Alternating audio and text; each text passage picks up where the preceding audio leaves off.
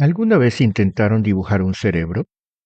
Primero hay que fijarse bien cómo es, porque si bien al parecer solo es una masa con muchas arrugas, en realidad estas no van completamente al azar, sino que tienen un orden.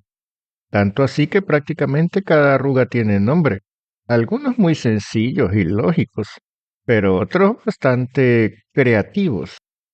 ¿Sabían que hasta en la mitología griega se han inspirado para ponérselos? Pues hoy descubriremos cómo se llaman y por qué.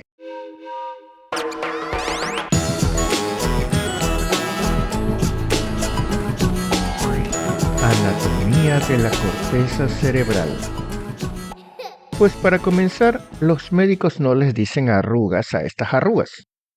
A los científicos les gusta usar nomenclatura específica y creo que también sonar elegantes cuando hablan. Pero bueno, el caso es que cada surco cerebral es también denominado cisura y cada pliegue de corteza entre dos cisuras constituye una circunvolución o giro. Incluso algunos los llaman gyrus, como en latín. En el cerebro hay una gran hendidura central llamada cisura interhemisférica, ya que si lo cortamos por este sitio lo dividiremos en dos hemisferios, uno derecho y otro izquierdo. De hecho, cada hemisferio gobierna la mitad de nuestro cuerpo. Y es algo curioso, pero es la mitad opuesta. O sea que el hemisferio derecho controla la mitad izquierda del cuerpo y viceversa. Pero hoy no hablaremos de eso. Vamos a concentrarnos en la forma como se ve. Los anatomistas suelen describir cada hemisferio mirándolo desde un lado, desde el centro o desde abajo. O sea que podemos hablar de una cara lateral, otra medial y otra inferior o basal. Cada una de ellas tiene sus características propias. Así que para dibujarlas hay que fijarse en los detalles que las distinguen. Y comenzaremos por la cara lateral. Lo primero que se nota mirando de lado un hemisferio son dos grandes surcos o cisuras, la gran cisura lateral o de Silvio y la gran cisura central o de Rolando. También veremos que se distinguen tres extremos o polos, frontal, occipital y temporal. El extremo occipital parece estar formando una punta inclinada hacia abajo, y en la vista lateral parece doblarse en la llamada escotadura preoccipital. Por encima de él, en cambio, se ve la muesca de una cisura de la cara interna, que es la cisura parieto-occipital. Si trazamos una línea imaginaria desde dicha muesca hasta la escotadura preoccipital y otra desde el centro de esa línea hasta la parte posterior de la cisura de Silvio, ya tendremos los límites necesarios para diferenciar cuatro lóbulos cerebrales: frontal, parietal, temporal y occipital. El lóbulo frontal está por delante de la gran cisura central de Roland. En él hay una cisura precentral, porque corre por delante de la cisura central, una frontal superior y una frontal inferior, limitando así una circunvolución precentral, porque está delante de la cisura central, una frontal superior, porque está arriba, una frontal media, porque está en medio, y una frontal inferior, porque está abajo. En esta última se meten dos ramas de la cisura de Silvio: la rama ascendente o vertical y la rama anterior u horizontal. Y por eso se divide también en tres porciones: orbitaria, porque está sobre la órbita; triangular, porque tiene forma de triángulo; y opercular, porque ayuda a cubrir la ínsula, y opérculo significa cubierta. En el lóbulo temporal, una cisura temporal superior y otra inferior dividen tres circunvoluciones temporales, lógicamente llamadas superior, media e inferior. Pero no crean que eso es todo. También tiene unas circunvoluciones escondidas que se ven abriendo la cisura de Silvio. Son las circunvoluciones temporales transversas, muy importantes porque allí escuchamos los sonidos.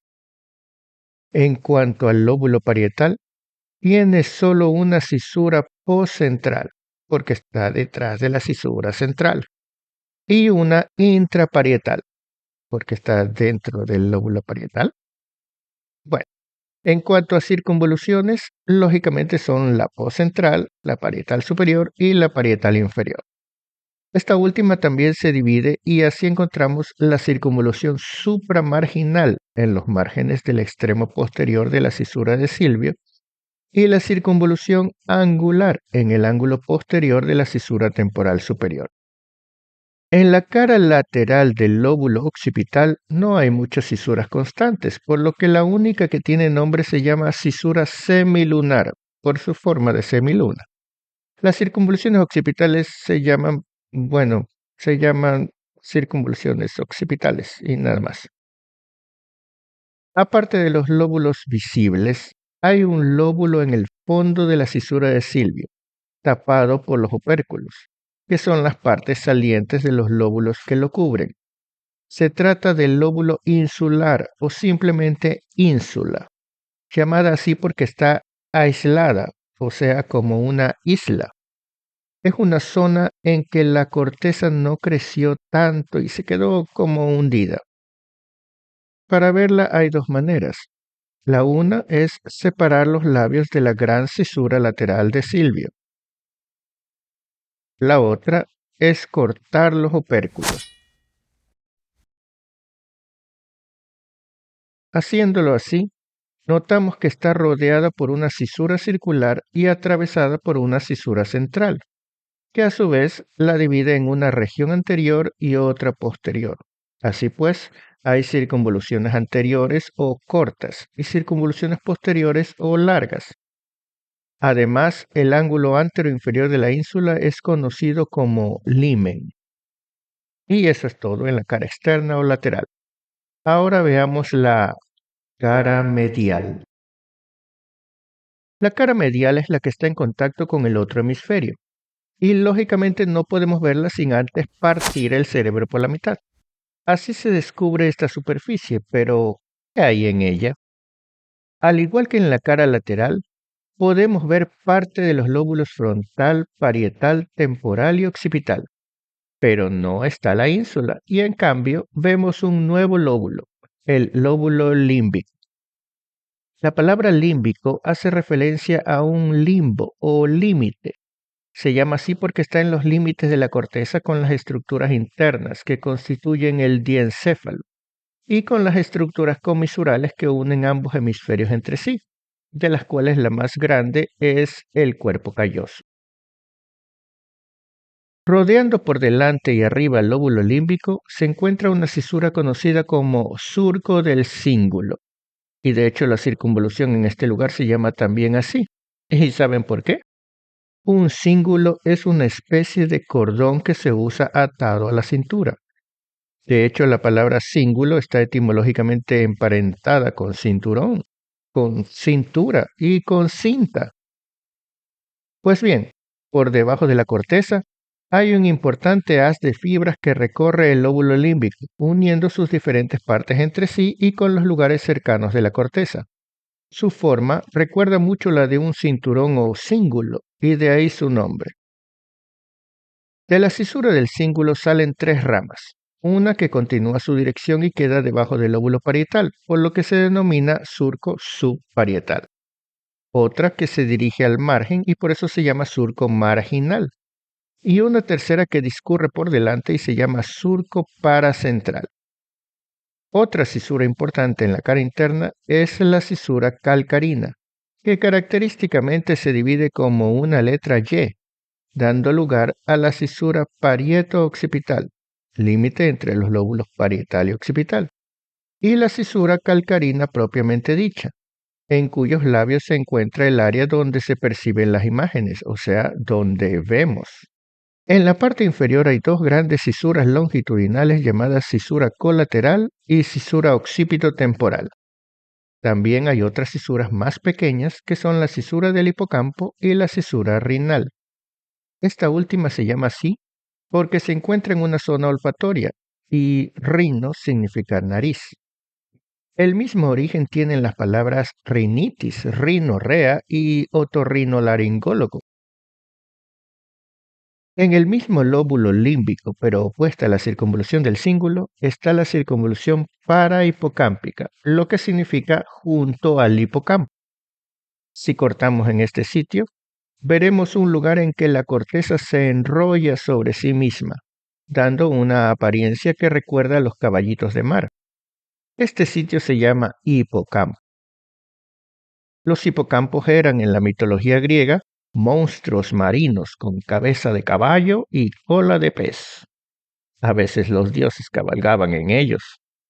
Su nombre deriva del griego hipo, que significa caballo. De ahí nos viene también la palabra hipódromo. En su parte anterior, la circunvolución parahipocámpica se dobla en forma de garra o uña, por lo que a esta zona se le conoce como uncus del hipocampo. El área subcallosa y la circunvolución paraterminal se llaman así por su localización, una bajo el cuerpo calloso y la otra junto a la lámina terminal. Por último, el lóbulo límbico tiene una porción estrecha o istmo del gyrus fornicatus. Un istmo es siempre una zona estrecha entre dos cosas más amplias. Por fuera del lóbulo límbico encontramos la circunvolución recta, que se llama así porque, porque es recta. Las circunvoluciones frontales internas y mediales que están en el lóbulo frontal, pero en la cara medial. El lobulillo paracentral que está junto a la gran cisura central o de Rolando. De hecho, esta hace una muesca que se puede ver en este lobulillo. Pero lo que más llama la atención es una zona triangular conocida como cuña. Las cuñas son instrumentos que por su forma resultan útiles para incrustarse en otras y así abrirlas o cortarlas, como se hace por ejemplo con la leña.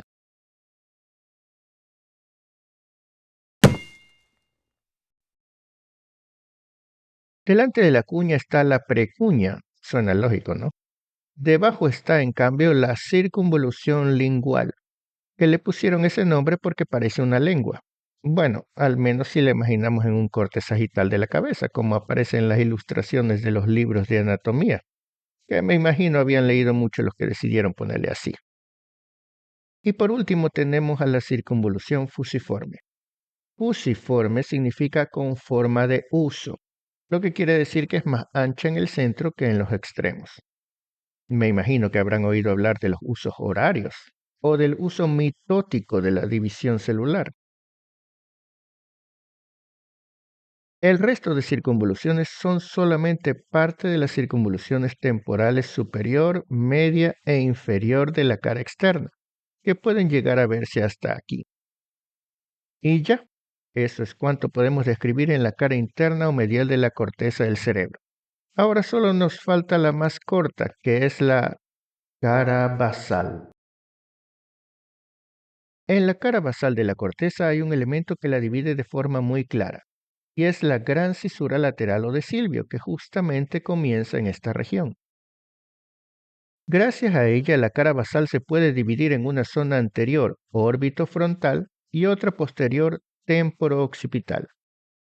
En la primera podemos encontrar una parte medial donde abundan las estructuras olfatorias, lo que no es de extrañar porque estamos justamente arriba de la nariz. Aquí llegan los impulsos olfatorios de los nervios olfatorios para dirigirse al bulbo olfatorio y luego pasan a la cintilla olfatoria, después al trígono olfatorio y aquí se dividen en dos estrías olfatorias, una medial y otra lateral. Tanto el bulbo como la cintilla están en un surco conocido por ello como cisura olfatoria, aunque también algunos le llaman cisura recta. Medial a este surco está la circunvolución del mismo nombre, olfatoria o recta, que vimos en la cara medial. Detrás de las estructuras olfatorias hay un espacio con muchos agujeros para que entren y salgan por ahí vasos sanguíneos. Se le conoce como espacio perforado anterior. La parte lateral de la zona órbito-frontal queda justamente sobre las órbitas, aunque fisiológicamente no tiene nada que ver con la visión, ya que los impulsos visuales se dirigen hacia la corteza occipital. Pero aún así, por su localización, tanto las cisuras como las circunvoluciones en este sitio se denominan orbitarias. En la zona temporo-occipital no hay muchas cosas nuevas. De hecho, lo que vemos ya lo analizamos en la cara medial.